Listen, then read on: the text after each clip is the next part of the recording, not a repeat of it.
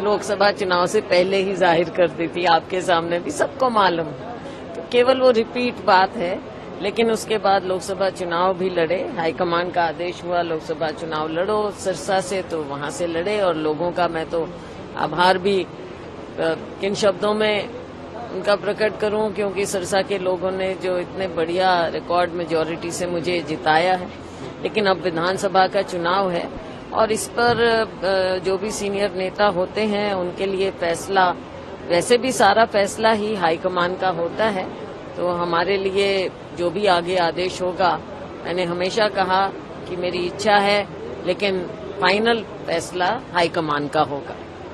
लेकिन मैम, कल से अब तक 24 सांसद नहीं लड़ेंगे चुनाव, लेकिन एक कंडीशन लगाई, आला कमान से बात करें। मैंने भी वही कहा है। और दूसरा भी जो बयान आया है, उस बयान के अंदर से एक नया अध्याय जुड़ जाता है, शुरू हो जाती है, एक नई बहस शुरू हो जाती है। उन्होंने कहा कि जरूरी नहीं है कि मुख्यमंत्री बनने के लिए विधायक बनना जरूरी हो, इसके पास विधायकों का समर्थन होगा, आला कमान का समर्थन होगा, वो मुख्यमंत्री बनेगा। को फाइनल ठप्पा हमेशा आला कमान का।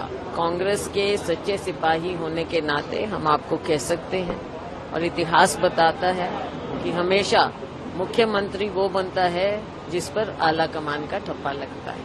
आला कमान का ठप्पा एक बार हरियाणा की राजनीति के इतिहास में भी एक बार और लगा था, जब आला कमान की चली थी। क्या ऐसा पार्ट 2 हो सकता है? नहीं, आप क्या कह रहे हैं कि आला कमान की चली थी? आला कमान का ही फैसला है, चलने की बात नहीं है इसमें। फैसला तो आला कमान का ही होता है। तो सिचुएशंस जो पहले रही, जो भी रही, मैं ये कह सकती हूँ कि मुख्यमंत्री पद का चयन बहुत से हो सकते हैं, दावेदार हो सकते हैं, लेकिन फाइनल फैसला, जैसा मैंने अपने लिए कहा, अपनी टिकट के लिए कहा, चुनाव लड़ने के लिए कहा, वही मैं आपके सामने फिर दोहराऊंगी कि मुख्यमंत्री का भी फैसला आला कमान का ही होगा फाइनल। सब पे लागू होता है आला कमान? अब भाई हम पार्टी के सिपाही हैं, सब पे लागू होगा, किस पे नहीं होगा। सब एक और हरियाणा के अंदर मैं देखता हूँ, हम आपके घर पे खड़े, तो क्या माना जाए, थोड़ा फील गुड फैक्टर आपके वर्कर्स को आपको दिख रहा है।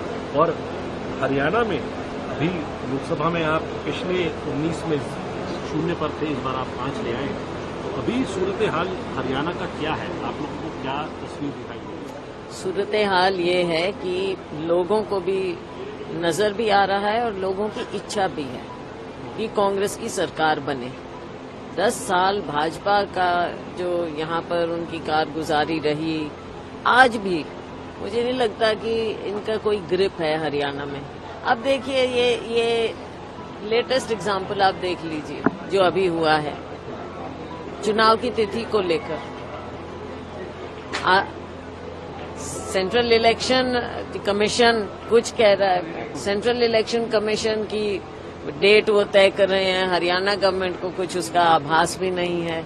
उसके बाद कई दिन बाद सरकार, स्टेट गवर्नमेंट भेजती है सेंट्रल इलेक्शन कमीशन को कि आप इलेक्शन कमीशन को कि आप तारीख बदल दीजिए। अब ये जिस तरह से दिख रहा है, आपको लगता नहीं है कि सरकार नाम की कोई चीज ही नहीं है, उनको कुछ मालूम ही नहीं है? ये आम नागरिक को साफ नजर आ रहा है। सरकार कांग्रेस की लोग बनाना चाहते हैं, बहुत दिन हो गए, दिन लद गए हैं इनके इस तरह। और मैम, आखिरी और महत्वपूर्ण सवाल आपसे पूछना चाह रहा हूँ, वो ये कि हरियाणा के इस पूरे चुनाव का मैसेज क्या जाएगा, क्योंकि आप कहते हैं कि सरकार वहाँ है नहीं, बीजेपी एक ही बात कहती है कि कांग्रेस के कोने में तो कई चेहरे अलग अलग हैं, कई गुट हैं और कई जो है अलग अलग राय है। पार्टी की, हमारी लोकतांत्रिक पार्टी है, पार्टी की स्ट्रेंथ है कि इतने लोग जमीन पर काम कर रहे हैं। भाजपा के पास कुछ है ही नहीं, कुछ दिखाने को भी नहीं है भाजपा के पास। तो आधे लोग इनके रूस के घर बैठे हुए हैं, क्या चुनाव लड़ेंगे ये?